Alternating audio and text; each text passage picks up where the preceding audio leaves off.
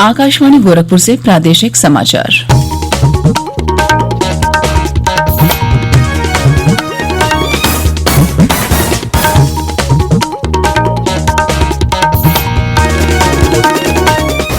नमस्कार, समाचार बुलेटिन के साथ मैं शिवानी अरोरा। पहले मुख्य समाचार। प्रधानमंत्री नरेंद्र मोदी ने जम्मू कश्मीर में लोकतांत्रिक प्रक्रिया को निशाना बनाने के पाकिस्तानी आतंकवादियों के मंसूबे नाकाम बनाने के लिए सुरक्षा बलों की सराहना की। प्रधानमंत्री ने कहा, भूटान की जरूरतें पूरी करना हमेशा भारत की सर्वोच्च प्राथमिकता।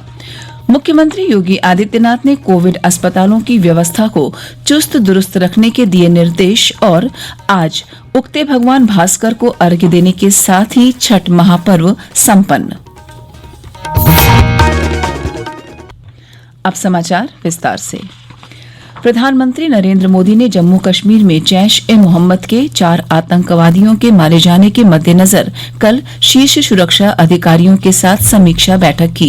एक ट्वीट संदेश में श्री मोदी ने कहा कि सुरक्षा बलों ने आतंकवादियों के भारी तबाही और विनाश के मंसूबे को विफल कर दिया है।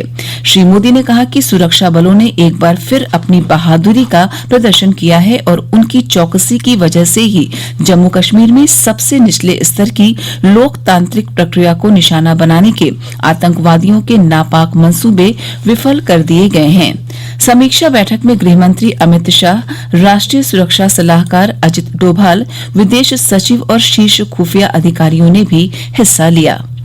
परसों जम्मू कश्मीर में नगरोटा में मुठभेड़ में पाकिस्तान के जैश-ए-मोहम्मद गिरोह के 4 आतंकी मारे गए थे। इस अभियान में 2 पुलिसकर्मी भी जख्मी हो गए थे। प्रधानमंत्री नरेंद्र मोदी और भूटान के प्रधानमंत्री लोते छेरिंग ने कल संयुक्त रूप से ई-रूपे कार्ड परियोजना के दूसरे चरण की शुरुआत की। पिछले वर्ष अगस्त में प्रधानमंत्री मोदी की भूटान यात्रा के दौरान दोनों नेताओं ने परियोजनाओं के पहले चरण की शुरुआत की थी। पहले चरण की परियोजना पर अमल के बाद भारत से भूटान जाने वालों को एटीएम और पीओएस टर्मिनल के इस्तेमाल की सुविधा प्राप्त हुई है। श्री मोदी ने कहा कि दूसरे चरण की परियोजना की शुरुआत से भूटान के नागरिकों को भारत में ये सुविधाएं मिलेंगी। आज के बाद भूटान नेशनल बैंक द्वारा जारी किए गए रुपे कार्ड के कार्ड धारक भारत में 1 लाख से अधिक एटीएम और 20 लाख से अधिक पॉइंट ऑफ सेल टर्मिनल की सुविधा उपयोग कर पाएंगे। मुझे विश्वास है कि इससे भूटान के यात्रियों को भारत में शिक्षा, स्वास्थ्य, तीर्थ यात्रा या फिर पर्यटन में बहुत सहूलियत रहेगी। इससे भूटान में डिजिटल ट्रांजैक्शन बढ़ाने में भी मदद मिलेगी। प्रधानमंत्री मोदी ने कहा कि भारत और भूटान के बीच अनूठे संबंध समूची दुनिया के लिए मिसाल हैं। भारत और भूटान के विशिष्ट संबंध, हमारी विशेष मित्रता न सिर्फ दोनों राष्ट्रों के लिए अमूल्य है, बल्कि विश्व के लिए एक बेजोड़ उदाहरण भी है।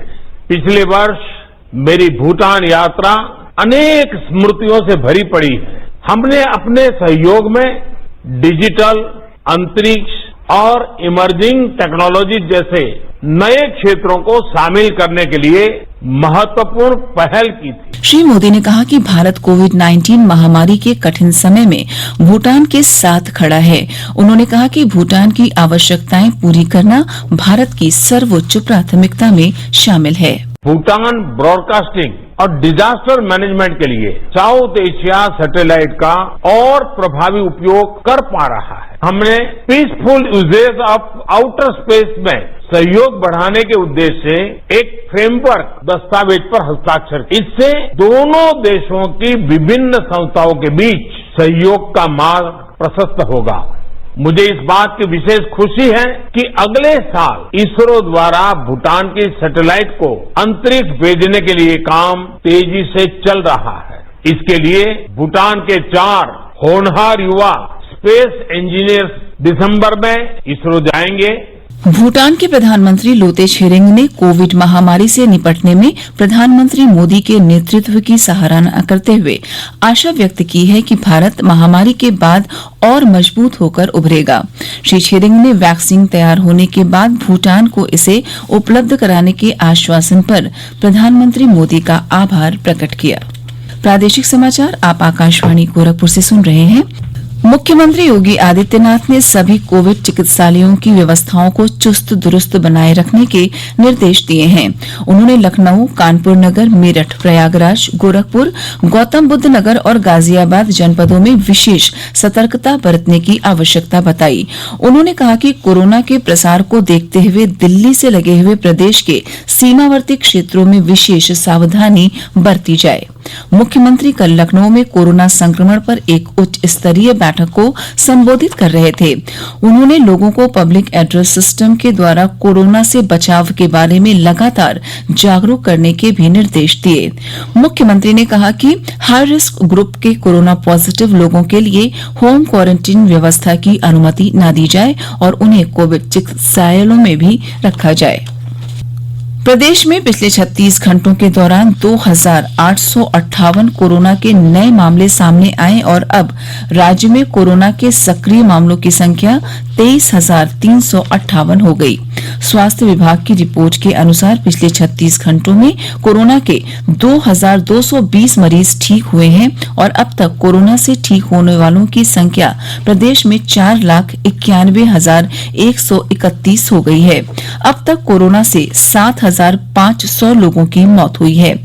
इस समय सबसे ज्यादा 3,340 कोरोना के सक्रिय रोगी लखनऊ में हैं, जबकि कानपुर नगर में 1,036, प्रयागराज में 1,048, गाजियाबाद में 1,195, मेरठ में 2,102 और वाराणसी में 999 सक्रिय रोगी हैं।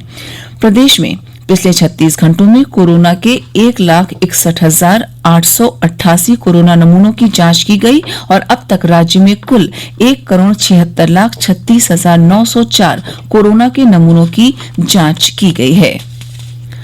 उपराष्ट्रपति एम वेंकैया नायडू ने जलवायु परिवर्तन की समस्या से निपटने में बच्चों को ध्यान में रखकर नीतियां बनाने का आह्वान किया है। विश्व बाल दिवस पर कल एक ऑनलाइन वेबिनार को संबोधित करते हुए उपराष्ट्रपति ने कहा कि बाल अधिकारों को जलवायु परिवर्तन संबंधी राष्ट्रीय नीतियों, योजनाओं और कार्यक्रमों से जोड़ा जाना चाहिए। पार्लियामेंटेरियंस ग्रुप फॉर चिल्ड्रन नाम के संगठन द्वारा आयोजित इस वेबिनार का उद्देश्य सांसदों और बच्चों के बीच जलवायु परिवर्तन के महत्वपूर्ण मुद्दे पर संवाद कायम करना है। श्री नायडू ने कहा कि आज के बच्चे पिछली पीढ़ी के मुकाबले कहीं बेहतर जानकारी वाले हैं। उन्होंने कहा कि बच्चों को जलवायु परिवर्तन से संबंधित बहस में भागीदार बनाया जाना चाहिए। उपराष्ट्रपति ने इस बात पर भी जोर दिया कि जलवायु परिवर्तन, इसके प्रभाव और समाधान के बारे में स्कूलों और समाज के सबसे निचले स्तर पर जागरूकता पैदा करने की आवश्यकता है। उन्होंने कहा कि बच्चे परिवर्तन के माध्यम हैं और उन्हीं को भविष्य में युग परिवर्तन करने वाले नेताओं की भूमिका निभानी है। छठ महापर्व आज प्रदेश में पारंपरिक उत्साह और श्रद्धा के साथ मनाया गया। 4 दिवसीय यह पर्व आज उगते हुए भगवान भास्कर को अर्घ्य देने के साथ संपन्न हुआ। व्रती लोगों ने उगते सूर्य को अर्घ्य देने के बाद आज व्रत का पालन किया और लोगों में प्रसाद वितरित किए। कोविड-19 के मद्देनजर प्रशासन ने सुरक्षा के कड़े इंतजाम किए थे। मुख्यमंत्री योगी आदित्यनाथ ने आगामी सर्दी को देखते हुए सभी रैन बसेरों में आवश्यक सुविधाएं उपलब्ध कराने के निर्देश दिए हैं। उन्होंने कहा कि जिलाधिकारी और जिला पुलिस प्रमुख तथा अन्य संबंधित अधिकारी क्षेत्र में यह सुनिश्चित करें कि कोई व्यक्ति खुले में न सोए।